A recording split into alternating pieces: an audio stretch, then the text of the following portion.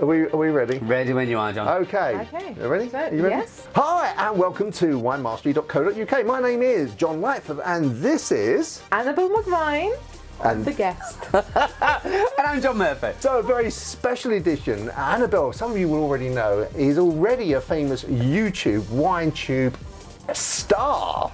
And she's come all the way over from Cyprus to come and talk to us about wine and talk about Cyprus. But first, before we get to that, I just wanted to know what got you into, first of all, wine, and then secondly, talking about it on YouTube. I got into wine seriously maybe a few years ago, and it was a complete coincidence really, but I went on a diet and I started avoiding carbs. Okay.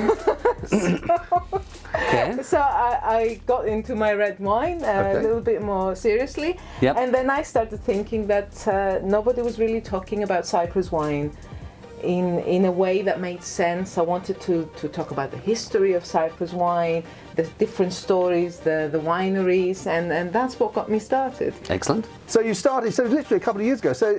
But when you're talking on your channel, you sound very, very authoritative about wine. I mean, for a couple of years of research, that seems to be remarkable. I throw myself into things wholeheartedly. Tasting the wine helps you speak about the wine with confidence. It's a positive feedback loop. In terms of Cyprus, how many, is there sort of different regions, or is it really just one particular area within the island that produces most of the wine? Cyprus is a fairly large island, and right in the middle we have a mountain range called Troodos. I think 30 million years ago the ocean floor just went pop.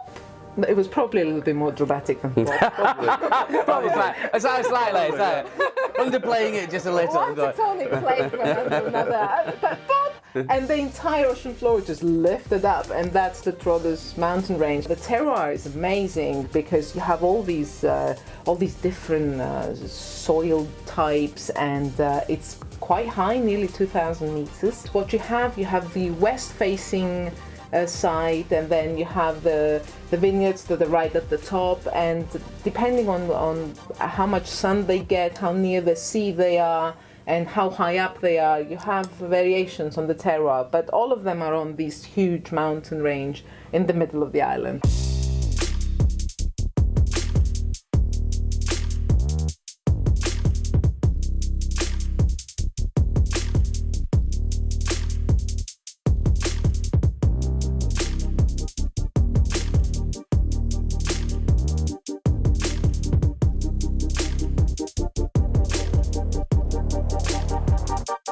So what are the grapes then? Because I don't even think I know the grape. Well, I didn't know the grapes either because, okay, everybody knew a red variety called Mavro and a white variety called Xenisteri because those two varieties were made into our flagship wine.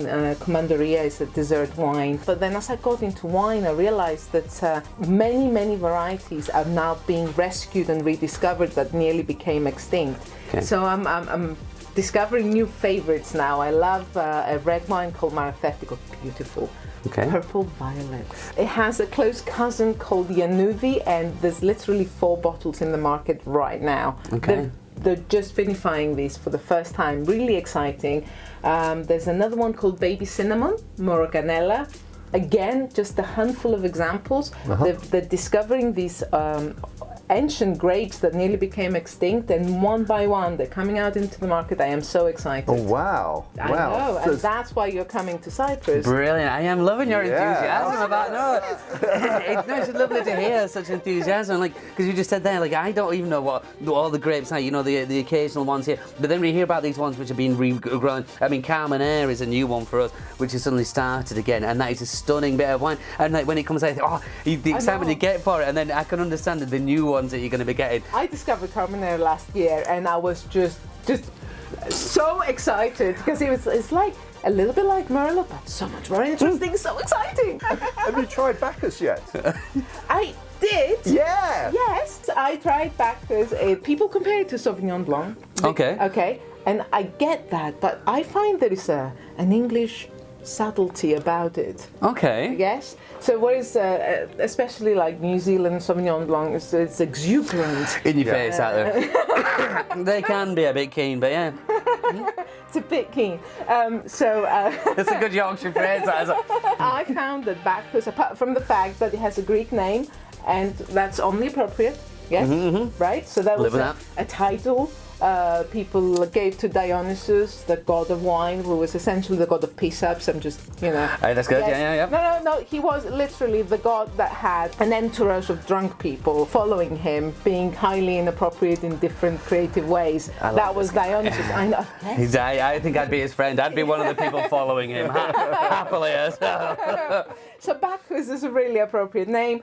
Lovely wine. It holds itself back, which I think shows restraint and self-respect. I did enjoy that. It doesn't give everything away at once.